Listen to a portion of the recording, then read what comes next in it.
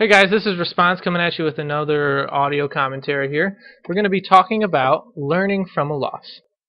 Learning from a loss is probably the first thing you need to start doing to start becoming a competitive player, or even for you casual players out there. The best way to get better is to learn from a loss.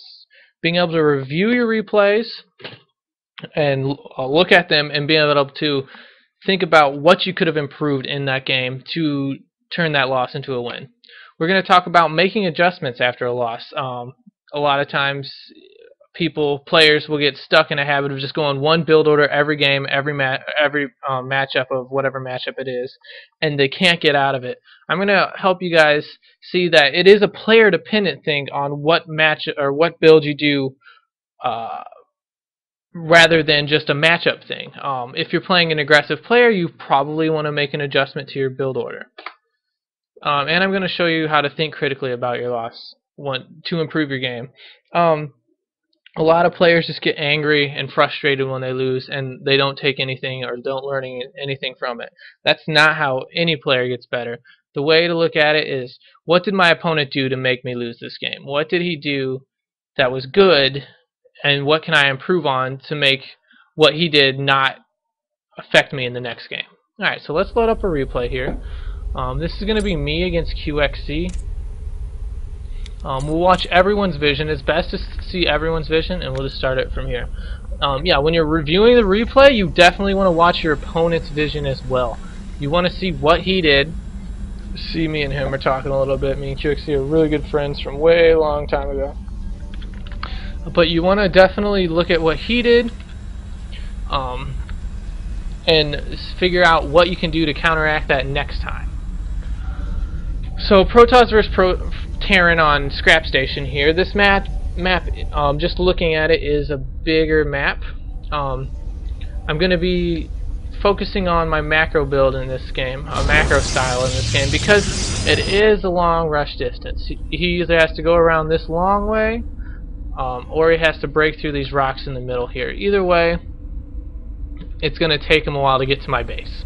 So I can focus more on building an economy rather than building units early to try to avoid a rush. The only thing I will note, though, it is close proximity within air. So if he gets an air unit, say a Banshee out or Vikings, he can get to my base relatively easily. So I want to defend against that pretty early into the game. So just starting off here, just my early build order is 9 pylon and then a 13 gateway.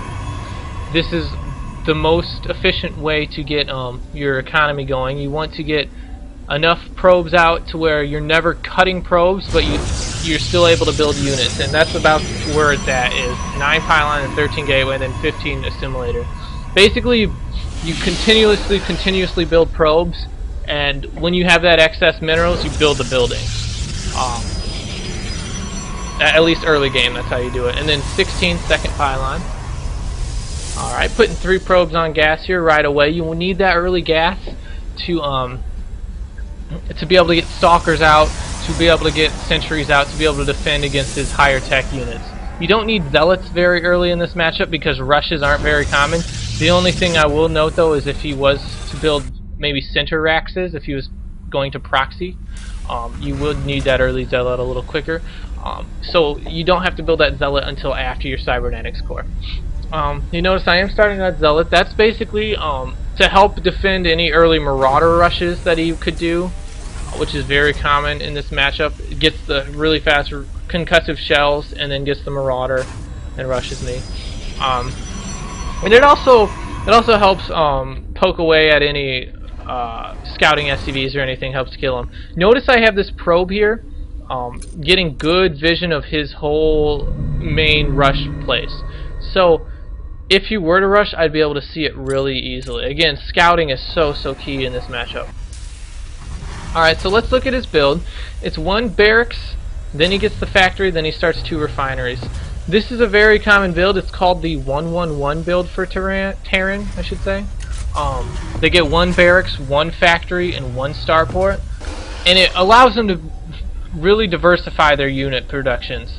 They're able to get out they're able to switch these tech labs and the reactors at will, so they can throw out, maybe if they need more Marines, they'll lift this barracks, put a reactor on, and then put the factory down and get tanks out of the factory and get 2 Marines rather than 1 out of the barracks. Or allows them to get Vikings really fast if they need those Vikings from the reactor.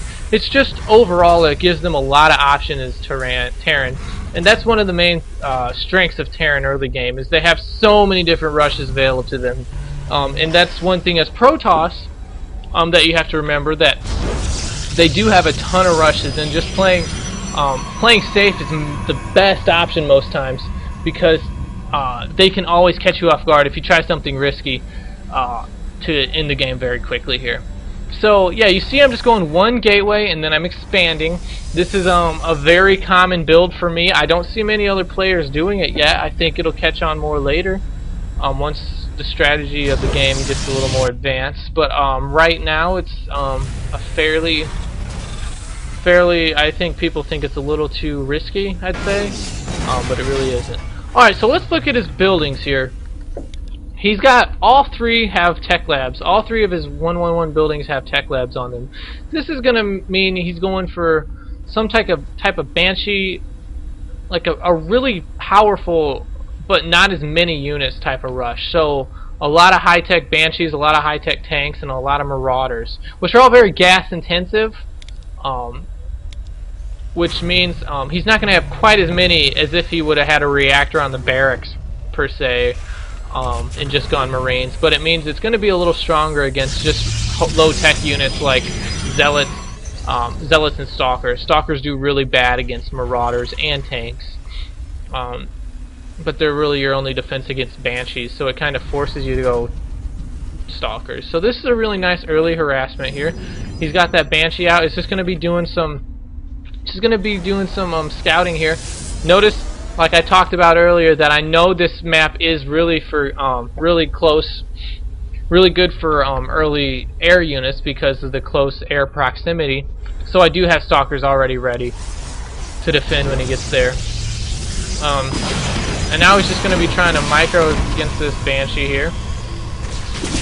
And I have 2 Banshees, so really it's kind of a dangerous spot for him.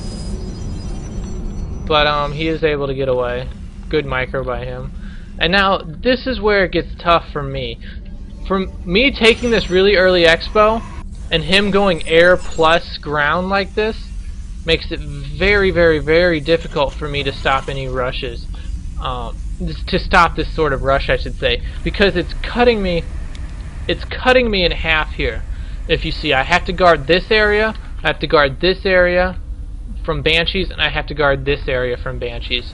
So my units are very, very, very spread out, and it's very difficult for me to cover all these areas. So I'd say maybe on this map, since of the close, since this basically this right here allows for air units to attack so easily, maybe if 1 gate Nexus build isn't very powerful on it in general, just because of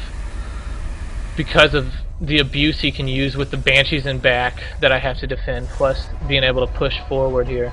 I mean, these aren't a lot of units here if you look. This isn't a ton of units, but it's enough because I'm so spread out. I have Stalkers and I have to defend Stalkers everywhere, that it is enough to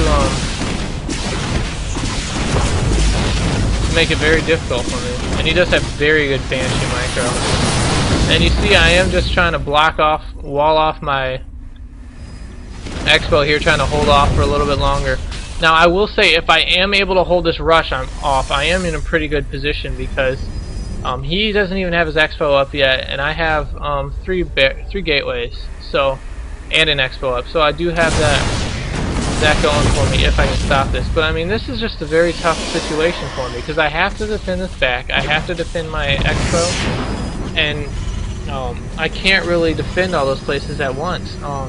Now he's throwing up bunkers. That's a really nice move here, and he just throws 2 Marines to do these attacks. And I saw him do this with these Marines. This is a really nice move by him. I saw him do this, but I just forgot to attack them with my probes. And that was really, really bad. And if you see, The auto repair for the SCVs is just so good. He's able to repair his bunkers, and I'm just losing so many units here. Ouch, ouch, ouch, ouch, ouch. Yeah, I don't really like that attack at all. I think it would have been better if I would have warped some more units down in this area and got a better flank in and then attacked. That's one thing I could definitely have done instead. I mean, look how many probes he's killed with these Marines. They have 7 and 8 kills respectively, so pretty tough. And now he's going to use this Banshee here to attack as well. I mean, this is just a rough situation for me.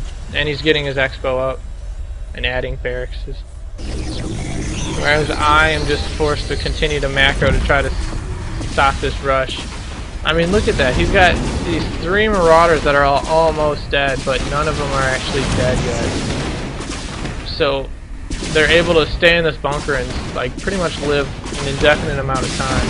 And this Banshee with 10 kills here, I mean, his micro here this game is just really good. I'm just being outplayed at this point. And I'd say at this point in the game, it's pretty much over. There's not much I can do to come back. The one thing I will say is I do get Dark Templar, and that's pretty much, when you're behind, doing some type of Dark Templar drop is probably your best option. Makes it at least possible to come back, because if he runs out of scans, then you're set.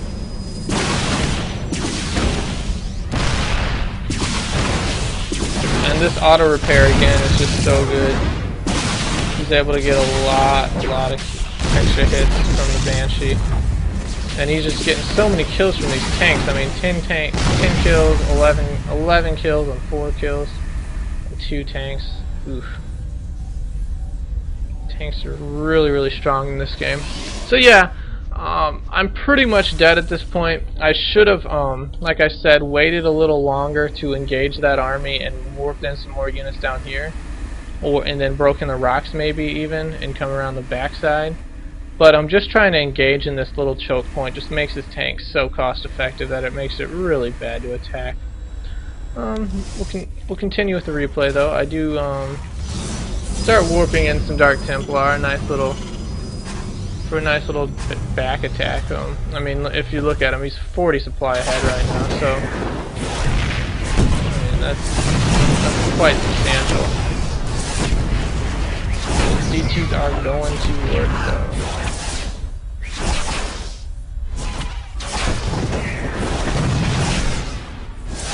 I'm gonna target this CC. I target the CC because I know that's his he's gonna need to use that to scan, and if I kill it, then he's only got 1 scan left. But at this point, I mean, there's nothing I can really do. I'm trying to send Dark Templar anywhere I can to kill,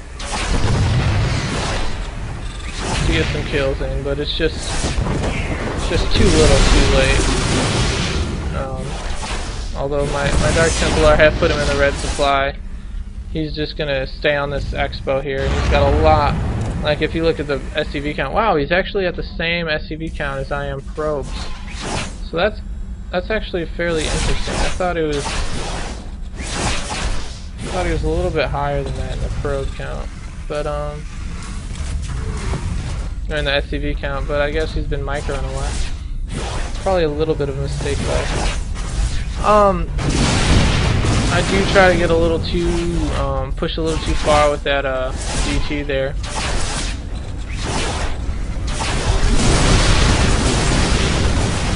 Oof. And I was so close to killing that Starport. If I would have killed that Starport, that would have been pretty big, to be honest, because I would have been able to hold off his rush a lot longer with DTs. But and he's forced to build a ton of turrets. But I just have no gas is the main issue, and he's on 4 gas. He's on 4 gas right now, so it's really tough. We're gonna speed it up here. There's nothing I can really do. Look at his little, a lot of tanks, a lot of Marauders here. That's a very formidable army against the ground army of mine. Ground army like mine, I should say. And he's just able to push right in. Doesn't even siege. That's a good game. Alright, so starting next video, I'm going to be going back to what I'd say is the basics of StarCraft. I'm going to be talking about